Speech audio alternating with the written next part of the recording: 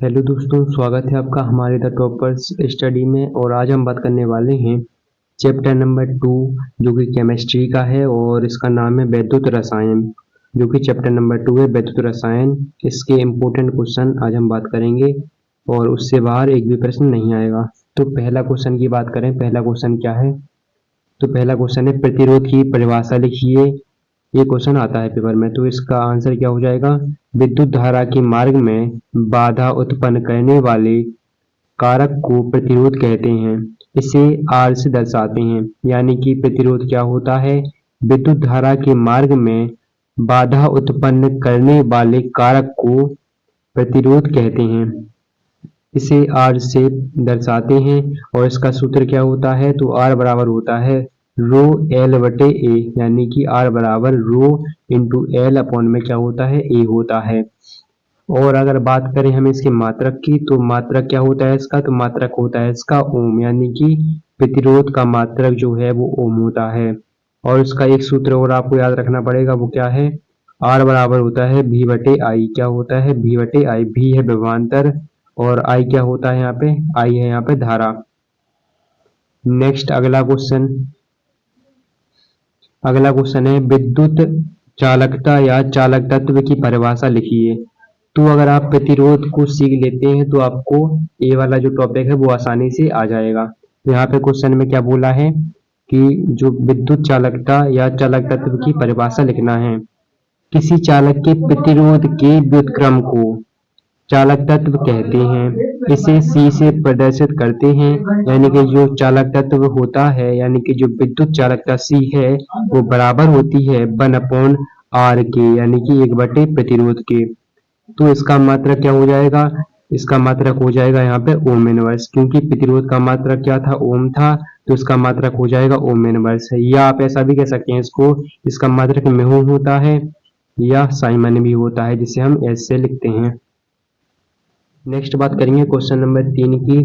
विशिष्ट प्रतिरोध की परिभाषा व इकाई लिखिए। तो बात करते हैं इसकी डेफिनेशन क्या है।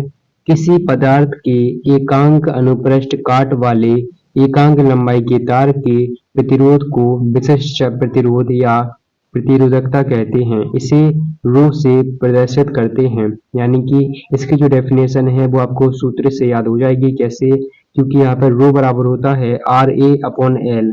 तो अगर हम यहाँ पे जो ए है, यानी कि अनुप्रस्थ जो काट का जो क्षेत्रफल है, उसको अगर हम 1 ले लेते हैं और लंबाई जो है उसको भी अगर हम 1 ले लेते हैं तो क्या हो जाएगा?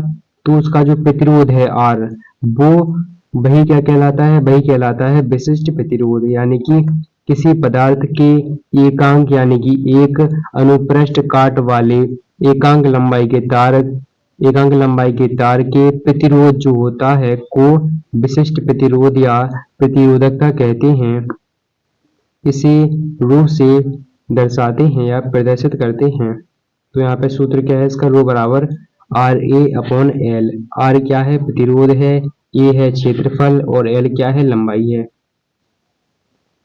अगर बात करें इसके मात्रक की, तो इसका मात्रक होता है ओम मीटर। क्या होता है? ओम मीटर। और कभी कभी इसको ऐसा भी कर सकते हैं कि ओम सेंटीमीटर भी हो सकता है, यानी कि ओम मीटर इसका मात्रक होता है। अगला क्वेश्चन है विशिष्ट चालकता की परिभाषा व मात्रक लिखिए।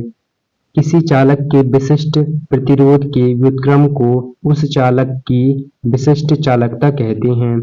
इसे कप्पा से प्रदर्शित करते हैं। यानी कि विशिष्ट चालकता क्या होती है? तो यह विशिष्ट प्रतिरोध के बिल्कुल जस्ट उल्टी होती है, जस्ट अपोजिट उससे होती है। यानी कि किसी चालक के विशिष्ट प्रतिरोध के व्युत्क्रम को उस चालक की विशिष्ट चालकता कहते हैं। इसे कप्पा से यानी कि के से प्रदर्शित करते हैं। कप्पा बराबर होता है वन अपॉन रो। क्या होता है? कप्पा बराबर 1/रो। यानी कि विशिष्ट रो क्या है? यहाँ पे विशिष्ट प्रतिरोध है। तो यहाँ पे अगर हम मान निकालें कप्पा का, तो यहाँ पे आ जाएगा K is equal to L upon R A. K क्या है? कप्पा यानी कि विशिष्ट चालकता है। एल है लंबाई, आर है प्रतिरोध, ए क्या है? क्षेत्रफल है। अगर बात करें विशिष्ट चालकता का मात्रक क्या है, तो इसका मात्रक होता है ओम इनवर्स सेंटीमीटर इनवर्स, क्योंकि विशिष्ट प्रतिरोध का मात्रा क्या होता है ओम मीटर, तो इसका हो जाएगा ओम इनवर्स, सेंटीमीटर इनवर्स बोलो यहाँ पे मीटर इनवर्स बोलो की बात होती है। नेक्स्ट अगला टॉपिक है हमारा क्वेश्चन नंबर 5, सेल स्थिरांक की परिभाषा लिखिए। सेल स्थिरांक की परिभाषा क्या है यहाँ पे बात करेंगे। किसी सेल के इलेक्ट्रोडों के बीच की दूरी तथा उसके क्षेत्रफल के अनुपात को सेल स्थिरांक कहते हैं। इसे x से दर्शाते हैं, यानी कि अगर हम एक सेल ले लें तो यहाँ पे इसके जो क्या दो इलेक्ट्रोड हैं और इसके जो बीच की लंबाई है l तथा उसका जो क्षेत्रफल है a, उसके अनुपात को हम क्या कहते हैं सेल स्थिरांक x कहते हैं। इसका मात्रक क्या होता है, इसका मात्रक होता है प्रति सेंटीमीटर, यानी कि सेंटीमीटर इनवर्स होता है। नेक्स्ट बात करेंगे विशिष्ट चालकत्व तथा सेल स्थिरांक में संबंध बताना है। तो विशिष्ट चालकता को हम लिखते हैं कप्पा से, चालक तत्व को लिखते हैं C से और सेल स्थिरांक होता है x। तो क्या बन गया सूत्र, K बराबर होता है C इंटू एक्स, ये इसमें संबंध है। नेक्स्ट बात करेंगे क्वेश्चन नंबर 6 क्या है, मोलर चालकता की परिभाषा व इकाई लिखिए। तो इसकी डेफिनेशन दो डेफिनेशन है, जिसमें ए वाली इसमें सिंपल डेफिनेशन है। क्या है, एक मोल विद्युत अपघट्य वाले विलयन की चालकता को मोलर चालकता कहते हैं। इसे लैम्डा एम से दर्शाते हैं। तो लैम्डा एम बराबर होता है कप्पा यानी कि K इंटू 1000 अपॉन में कैपिटल M, यानी कि कैपिटल M क्या है यहाँ पे मोलरता। बात करें इसके मात्रक की, तो इसका मात्रक होता है साइमन सेंटीमीटर स्क्वायर प्रति मोल, साइमन सेंटीमीटर स्क्वायर प्रति मोल होता है। तो यहाँ पे अगर कहीं कैपिटल M लिखा हो तो इसका मतलब होता है मोलरिटी है, यानी कि मोलरता है, और अगर स्मॉल m लिखा हो तो इसका मतलब होता है मोलेलिटी, यानी कि मोलरता होती है। नेक्स्ट बात करते हैं 7वां प्रश्न हमारे यहाँ पे है, तुल्यांकी चालकता की परिभाषा व इकाई लिखना है। तो तुल्यांकी चालकता क्या होती है, इसकी डेफिनेशन यहाँ पे देखते हैं। तो सिंपल वाली डेफिनेशन यहाँ पे लिखी हुई है, 1 ग्राम तुल्यांकी विद्युत अपघट्य वाले विलयन की चालकता को तुल्यांकी चालकता कहते हैं।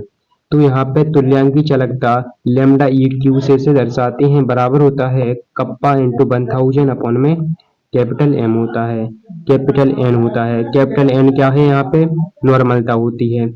तो यहाँ पे सिंपल सी बात है, यहाँ पे क्या होता है, हमें 1 ग्राम तुल्यांकी लेना होता है बाहर। इसका मात्रक क्या होता है, इसका मात्रक होता है साइमन सेंटीमीटर स्क्वायर प्रति तुल्यांक होता है, यानी कि साइमन सेंटीमीटर स्क्वायर प्रति EQ आप लिख सकते हैं शॉर्ट में।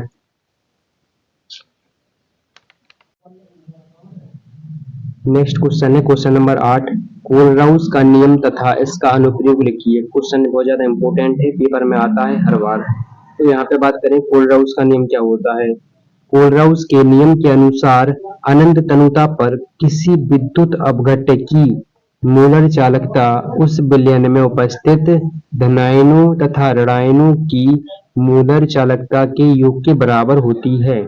यानी कि कोलराउस के नियम के अनुसार अनंत तनुता पर किसी विद्युत अपघट्य की मोलर चालकता जो है उस विलयन में उपस्थित धनायनों तथा ऋणायनों की मोलर चालकता के योग के बराबर होती है। तो लिखने का तरीका क्या हो जाएगा, यहाँ पे इसको हम लिखेंगे इस प्रकार से लिखेंगे कि यहाँ पे जो है इसको दर्शा देंगे कि अनंत तनुता पर क्या है, इसका अनंत तनुता पर है, और यहाँ पे NaCl है। गिब्स बराबर में क्या हो जाएगा लैम्डा एम, जो कि अनंत अनुता पर होगा धनायन में, यानी कि Na पॉजिटिव, प्लस यहाँ पे होगा लैम्डा एम अनंत अनुता पर नेगेटिव, यानी कि ऋणात्मक वाला Cl नेगेटिव हो जाएगा यहाँ पे। ठीक है, नेक्स्ट हम बात करें तो इसके अनुप्रयोग आते हैं, पेपर में इंपॉर्टेंट है। अनुप्रयोग में पहला है वियोजन की कोटि ज्ञात करने में, वियोजन की कोटि ज्ञात करने में। तो किसी सांद्रता पर विद्युत अपघट्य की मोलर चालकता तथा अनंत तनुता पर विद्युत अपघट्य की मोलर चालकता के अनुपात को वियोजन की मात्रा कहते हैं। क्या बोला इनने, किसी सांद्रता पर विद्युत अपघट्य की मूलर चालकता तथा अनंत तनुता पर विद्युत अपघट्य की मूलर चालकता की अनुपात को विभोजन की मात्रा कहते हैं या विभोजन की कोटि कहते हैं। यानी कि जो विभोजन की कोटि है बराबर होती है किसी सांद्रता पर विद्युत अपघट्य की मूलर चालकता बटे अनंत तनुता पर विद्युत अपघट्य की मूलर चालकता के। यानी कि लैम्डा बराबर होता है अनंत क्या है यहाँ पे किसी सांद्रता पर क्या है सी मतलब होता सांद्रता यानी कि किसी सांद्रता पर विद्युत अपघट्य की मूलर चालकता बटे में क्या है अनंत तनुता पर विद्युत अपघट्य की मूलर चालकता।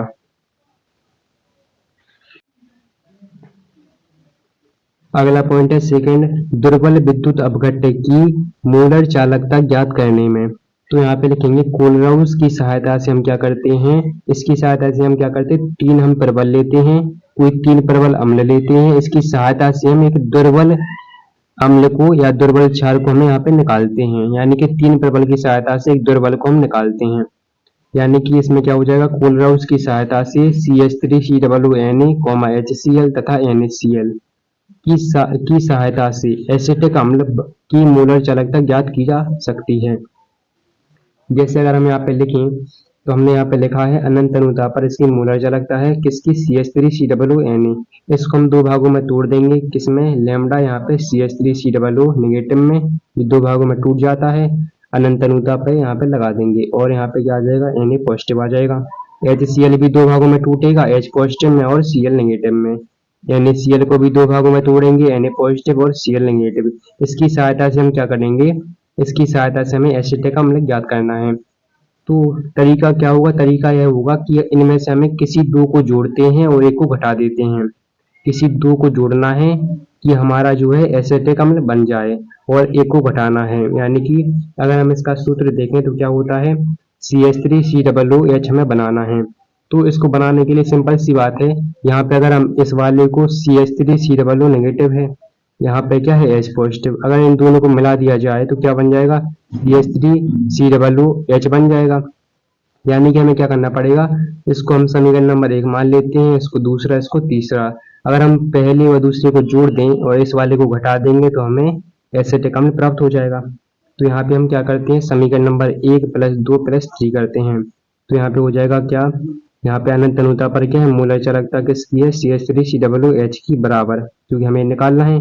तो यहाँ पे बराबर क्या हो जाएगा, बराबर हो जाएगा, यहाँ पे लैम्डा m आ जाएगा, यहाँ पे CH3COO नेगेटिव प्लस यहाँ पे जे वाला और ये वाला क्या है, कैंसिल हो जाएगा, ये वाला पार्ट भी यहाँ से कैंसिल हो जाएगा। मतलब इन सबको क्या करना है, इन दोनों को फर्स्ट एंड सेकंड को जोड़ देना है और इसको माइनस कर देना है। तो इसको हम माइनस करेंगे तो यहाँ पे दोनों क्या आ जाएंगे, माइनस में आ जाएंगे, ये वाले दोनों माइनस में आ जाएंगे। तो यहाँ पे कुछ कुछ कैंसिल हो जाएगा। तो हमारे पास यहाँ पे क्या बच गया है, यहाँ पे आ गया है अनंत तनुता पर मोलर चालकता आ चुकी है CH3COO नेगेटिव प्लस यहाँ पे आ चुका है H पॉजिटिव, जो कि किसके बराबर होगा, CH3COOH के बराबर होगा।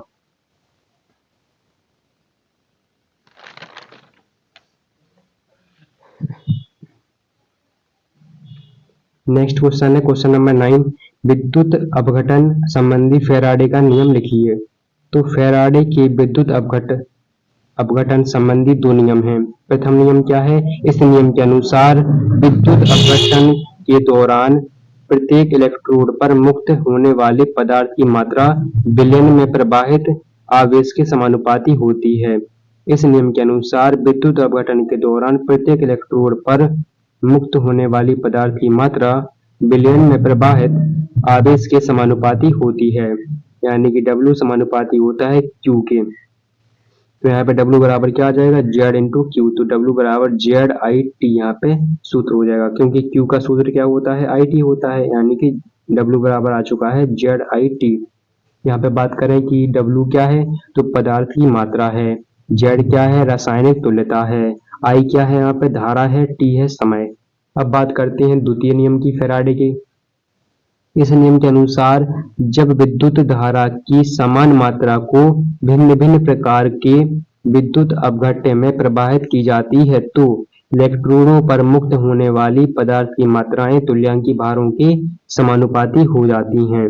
यानी कि W1 समानुपाती हो जाता है E1 के और यहाँ पे W समानुपाती हो जाता है E2 के। तो W1/W2 बराबर हो जाएगा E1 बटे में क्या हो जाएगा, E2 हो जाएगा।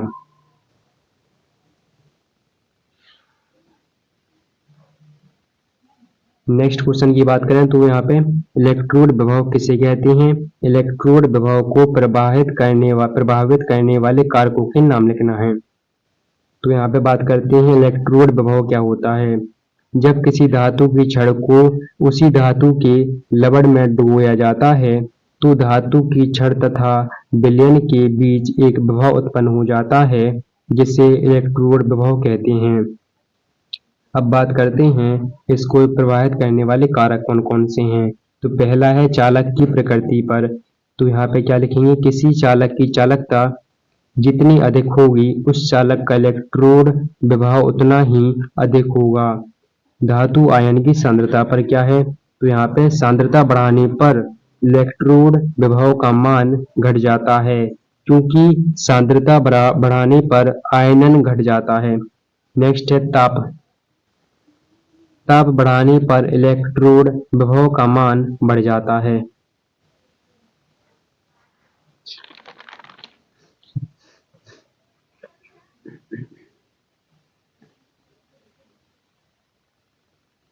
नेक्स्ट बात करेंगे मानक इलेक्ट्रोड विभव क्या होता है।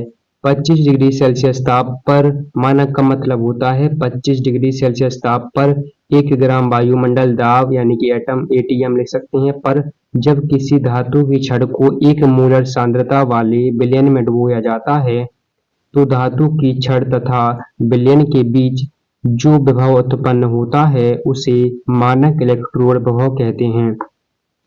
तो इस प्रकार से आप चित्र बना सकते हैं। और इसके बाद अगर हम बात करें तो यहाँ पे विद्युत रासायनिक श्रेणी किसे कहते हैं, इसकी प्रमुख विशेषताएं लिखना है हमें।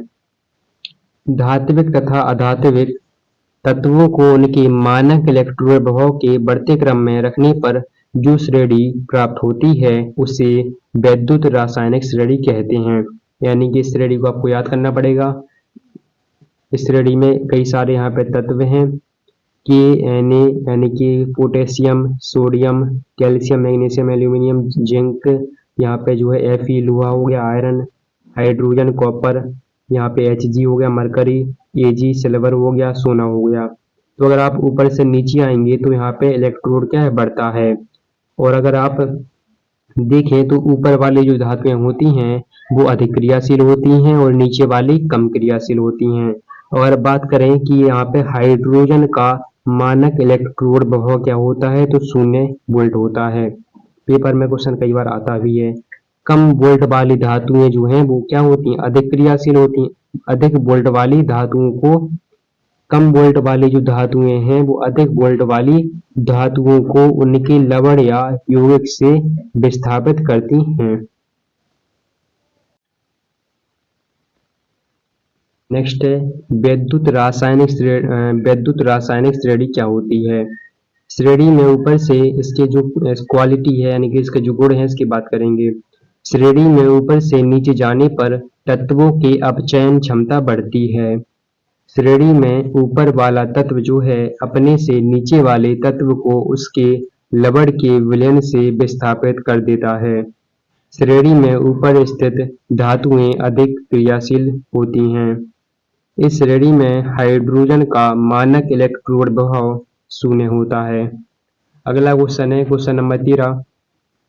ईंधन सेल क्या है, इसके लाभ लिखिए। तो यहाँ पे क्या करेंगे, ऐसे गैल्वेनिक सेल जिसमें ईंधन जैसे हाइड्रोजन हो गया, CH4 हो गया, CH3OH हो गया, ETC की दहन ऊर्जा को सीधे ही विद्युत ऊर्जा में परिवर्तित किया जाता है उसे ईंधन सेल कहते हैं। इन सेलों को इस प्रकार बनाया जाता है कि इनमें ईंधन की आपूर्ति लगातार की जा सके जिससे विद्युत धारा निरंतर प्राप्त होती रहे तथा इन सेलों में ईंधन को सेल के अंदर नहीं रखा जाता है बल्कि बाह्य स्रोतों की सहायता से ही ईंधन की आपूर्ति की जाती है जैसे H2, O2, ETC। यहाँ पे अभिक्रिया की बात करें तो यहाँ पे हो जाएगा 2H2 + O2 गिब्स में हो जाएगा 2H2O बनता है।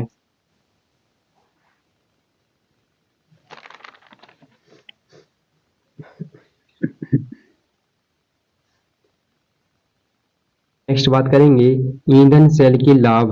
तो पहला है यहाँ पे पॉइंट, इसमें ईंधन की सतत आपूर्ति होने के कारण ये सेल कभी मृत नहीं होते हैं। इनकी कार्यक्षमता अन्य ऊर्जा संयंत्र की अपेक्षा अधिक होती है। नेक्स्ट बात करें, अगला क्वेश्चन क्या है, नाइनेस्ट समीकरण लिखिए, जो कि इम्पोर्टेंट क्वेश्चन है, पेपर में बार बार पूछे जाने वाले क्वेश्चन है सभी। किसी इलेक्ट्रोड के इलेक्ट्रोड विभव तथा विलयन की सांद्रता के बीच संबंध को बताने वाले समीकरण को नाइनेस्ट समीकरण कहते हैं। क्या बोला यहाँ पे, किसी इलेक्ट्रोड के इलेक्ट्रोड विभव तथा विलयन की सांद्रता के बीच संबंध बताने वाले समीकरण को नाइनेस्ट समीकरण कहते हैं। नाइनेस्ट समीकरण के अनुसार किसी ताप पर धातु इलेक्ट्रोड के इलेक्ट्रोड विभव, मानक इलेक्ट्रोड विभव तथा विलयन में धातु आयन के बीच सांद्रता के बीच संबंध क्या होता है। तो इसका सूत्र क्या होता है, ई सेल बराबर होता है E nought cell minus R T upon में होता है एन एफ, यहाँ पे होता है लॉग, ब्रैकेट में होता है एनोड की सांद्रता अपॉन में कैथोड की सांद्रता होती है। ई सेल बराबर E nought cell minus R T upon N F, यहाँ पे लॉग, यहाँ पे एनोड की सांद्रता बटे में कैथोड की सांद्रता होती है। आर क्या होता है, आर कांस्टेंट होता है, टी यहाँ पे क्या है, तापमान होता है, और यहाँ एफ यहाँ पे क्या होता है, फेराड होता है। और इसकी सहायता से हम क्या करते हैं, दो चीज यहाँ पे ज्ञात करते हैं, वो क्या है, पहला है सेल विभव निकालते हैं। तो सेल विभव क्या होता है, सेम इसका जो है, इसकी सहायता से हम दो सूत्र बनाते हैं, पहला और दूसरा।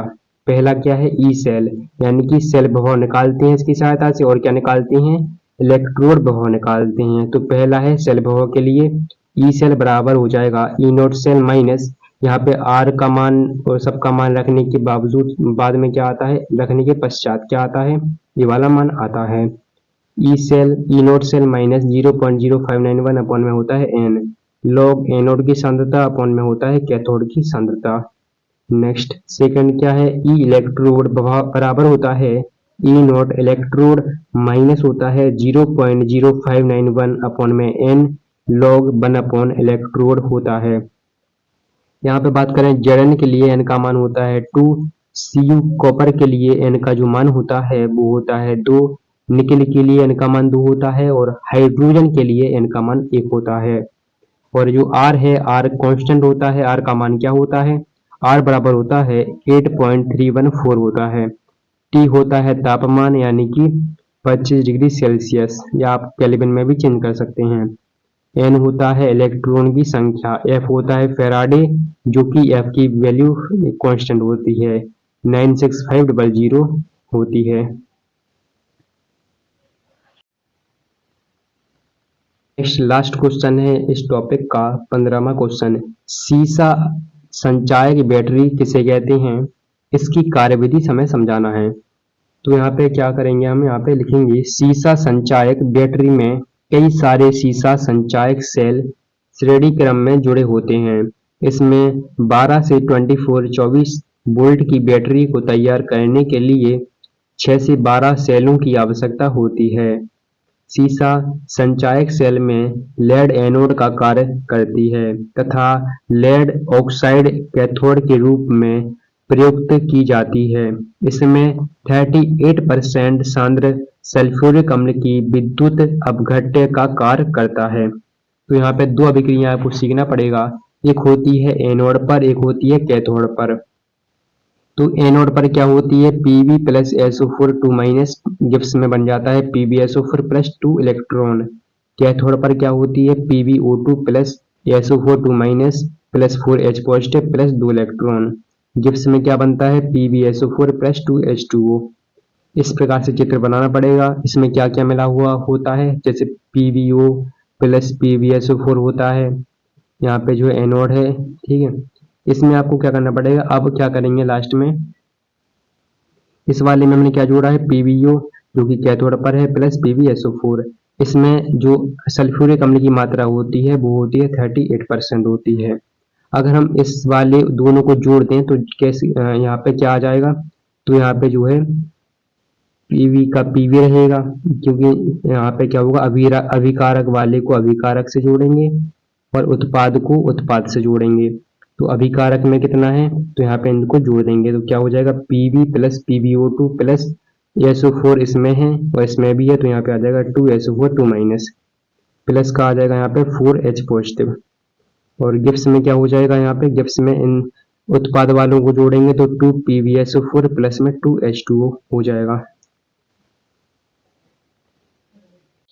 तो दोस्तों अगर आप इतने क्वेश्चन कर लेते हैं तो आपका जो भी चैप्टर नंबर 2 से जितने भी क्वेश्चन आएंगे वो आप पेपर में 100% कर लेंगे। तो उम्मीद करता हूँ कि आपको वीडियो समझ में आई होगी। अगर आपको वीडियो समझ में आई है, अच्छी लगी है, तो आप उसको सब्सक्राइब कर सकते हैं। तो मिलते हैं नेक्स्ट वीडियो में, तब तक के लिए धन्यवाद।